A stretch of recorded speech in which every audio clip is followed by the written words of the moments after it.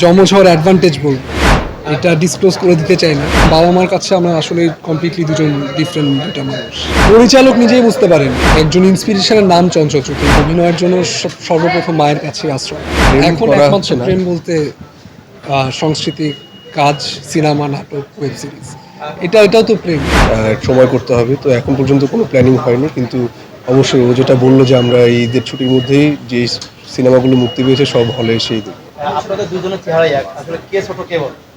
আমরা তো যমজ ভাই। না, তার ভিতরে আছে না ছোট? আমি 1 মিনিটের বড়। আপনাদের চুলের এটাই আপনাদের পোশাক সবকিছু আসলে একই। এটাই আমরা নিজেরাও এখন কনফিউশন বড় কে ছোট কে কার নাম? এটাই যমজ হওয়ার অ্যাডভান্টেজ বলবো, এটা ডিসক্লোজ করে দিতে চাই না। এটাই আমাদের ইউএসপি বলতে পারেন। এটা আমরা ভালো লাগার দুজনের কাছে খুব। এবং আপনাদের পরিবারে কি কখনো এরকম হয়েছে যে না আসলে দীর্ঘকে ডাকতে গিয়ে সৌম্যকে ডেকে নিয়েছে? ওরকম সমস্যা বাবা মার হয়নি কখনো, কারণ বাবা মার কাছে আমরা আসলে কমপ্লিটলি দুজন ডিফারেন্ট দুটা মানুষ। ক্লাসের স্যারদের কাছে আপনারা মানে এই হল কিভাবে? আমরা বিমান বাহিনীর স্কুলে ছিলাম, তো আমাদের আইডি কার্ড নেমটাকে নাম লেখা থাকতো এবং আমাদের দুজনকে আলাদা সেকশনে দেওয়া হতো ইন্টেনশনালি, যাতে টিচারদের ভুল মিনিমাইজ করা যায়। খুব শীঘ্রই হয়তো বড় পর্দায় ফিরবো দুজনই, এবং এই বছরই দুটো সিনেমা রিলিজের কথা হচ্ছে। ডেট ফাইনাল অথবা প্রেস রিলিজের আগে কিছু বলতে পারছি না, কিন্তু রিলিজ এই বছরে। এবং পাশাপাশি টিভিতে কাজ করছি, ঈদে নাটক যাচ্ছে, ওয়েব সিরিজের ব্যস্ততা আছে, সেটা সামনে শুটিং শুরু করবো।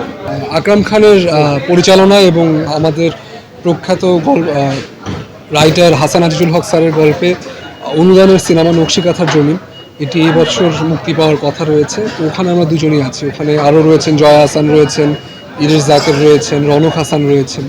তো ওটা এই বছর মুক্তি পাওয়ার কথা, এই বছর শেষের দিকে। না, সিনেমার ক্ষেত্রে না, একটা নাটকের ক্ষেত্রে করা হয়েছিল, কারণ তখন সৌম্য অসুস্থ ছিল। আসলে মানে আমাদের অনগোয়িং সিরিয়াল ছিল, অন এয়ার আটকে যেত না হলে, সে কারণে আমার গিয়ে বাধ্য হয়ে করা, এটা পরিস্থিতির শিকার হয়ে। এটা পরিচালক নিজেই বুঝতে পারেনি। আমরা প্রথমে মা বলেছিল যে নাই বলতে, এবং আমি যখন গিয়ে প্রথম শট দিয়েছি, তারপর আমি নিজের স্বইচ্ছায় ডিরেক্টরকে বলেছি যে আমি সৌম্য না, আমি দিব্য, ওর জ্বর বলে আমি আসছি। ওরা বুঝতে পারেনি। ও ডিরেক্টর সাহেবের একটাই কথা ছিল যে আমি বুঝতে পারিনি মানে দর্শকও হয়তো বুঝতে পারবে না, নাটকের জন্য ভালো। অবশ্যই পার্সোনাল লেভেল থেকে গর্ববোধ করি, এবং দর্শক হিসেবে আসলে আমরা খুব লাকি যে আমরা এই সিনেমাটা এখন এই সিনেমার সময় আমরা হলে এসে সিনেমা দেখতে পাচ্ছি। তো আর তরুণ অভিনয়শিল্পী হিসাবে অবশ্যই চঞ্চল চৌধুরী একজন ইন্সপিরেশনের নাম চঞ্চল চৌধুরী। তার প্রতিটি চরিত্র, তার প্রতিটি চরিত্রায়ন থেকে অভিনয় শেখার অনেক কিছু আছে, এবং আমরা খুব লাকি যে আমরা সেটা ঘরে বসে থেকে তার সাথে কথা বলে আমরা নিজেদেরকে আরও শানিত করতে পারছি। প্রথম মাই আসলে সব সন্তানের প্রথম আশ্রয় মাই। তো অভিনয়ের জন্য সর্বপ্রথম মায়ের কাছে আশ্রয় নেয়। মা অবশ্যই মা, এবং এটা মা বাবা দুজনের কাছেই যাওয়া হয়। কিন্তু যেটা আরেকটা বিষয় যে বাবা মা দুজনেই আমাদেরকে কাজের ক্ষেত্রে, কাজ নির্বাচন থেকে শুরু করে কাজ করা পর্যন্ত আমাদেরকে পূর্ণ স্বাধীনতা দেয়।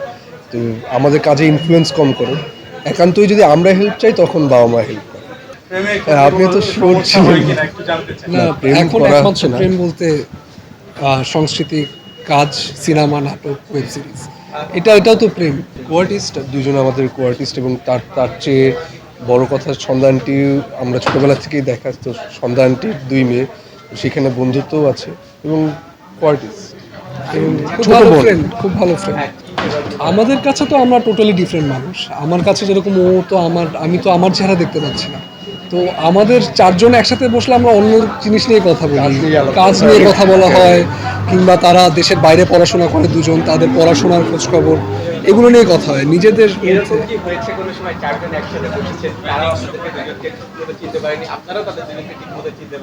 না, এরকম হয়নি। ওদের দুজনকে আমরা খুব ভালো করে চিনতে পারি, ওরাও আমাদের দুজনকে খুব ভালো করে চিনতে পারি। আমাদের যেটা বলছিলাম সন্তানটির সাথে পারিবারিক সম্পর্ক হওয়ার কারণে ওটা আমরা ছোটবেলা থেকেই দেখে অভ্যস্ত, তো আলাদাই মনে হয়। হ্যাঁ, we have seen Tapur Tupur grow up, they have seen us grow up, so অনেক দিনের পরিচয়। এটা মানে ভুল হওয়ার সুযোগ খুব কম। এবছরে দুটো সিনেমা মুক্তির কথা আছে। একটি সিনেমাতে দুজনের একসাথে কাজ করেছি আমরা, আকরাম খানের নির্দেশনায়। ওটি গভর্নমেন্টের অনুদানের ছবি, সেটা এবছর শেষে মুক্তি পাওয়ার কথা। তাছাড়া ঈদে এবার সৌম্য হানিফ সংকেতে নাটক করেছে। হ্যাঁ, নাটক করা হয়েছে, তাও খুব বেশি কাজ করছি না, কারণ আমরা দুজনই এখন অনার্স ফাইনাল ইয়ারে পড়াশোনা করছি। পড়াশোনাটা শেষ করে তারপর একবারে কাজ শুরু করার, মানে ফুললি কাজ করার ইচ্ছা।